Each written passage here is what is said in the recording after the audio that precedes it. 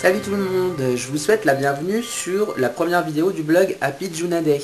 Alors aujourd'hui je suis super content de faire cette toute première vidéo. Je pense que c'est un point important dans la vie d'un blog de prendre un petit peu tous les outils de communication qu'on peut avoir. De la photo c'est vrai que c'est pratique, mais la vidéo ça peut être un peu plus sympa et c'est plus facile pour les échanges. Donc, Happy Juna Day c'est venu de Célina et moi.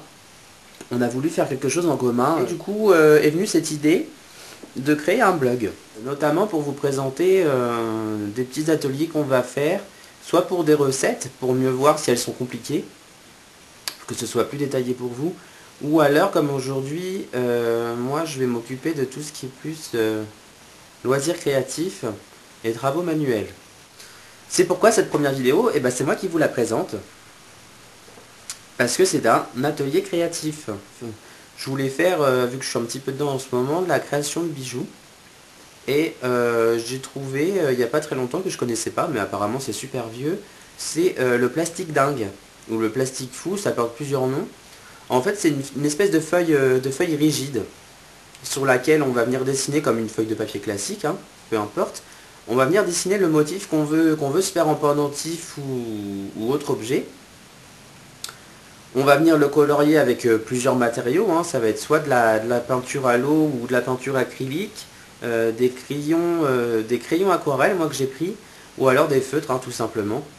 Là ce que je vais vous montrer du coup, j'ai fait ça tout à l'heure, c'est les étapes une à une que j'ai filmées, en partant du dessin sur la feuille de plastique dingue, jusqu'au découpage, la perforation si on veut mettre un petit anneau dedans pour un pendentif.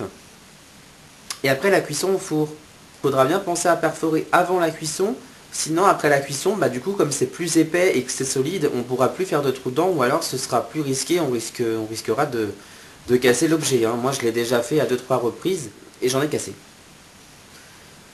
Autre chose, à la fin de la cuisson dans le four, si vous voyez que votre motif est encore un peu recroquevillé, parce qu'à la fin de la cuisson il est censé être à plat dans le four en fait. Mais si vous voyez qu'il est encore replié, vous préparez avant de le sortir du four un aplat sur lequel vous viendrez l'aplatir. Ça c'est une étape qu'il faudra faire super rapidement parce que aussitôt sorti du four, l'objet se durcit, on ne peut plus rien en faire.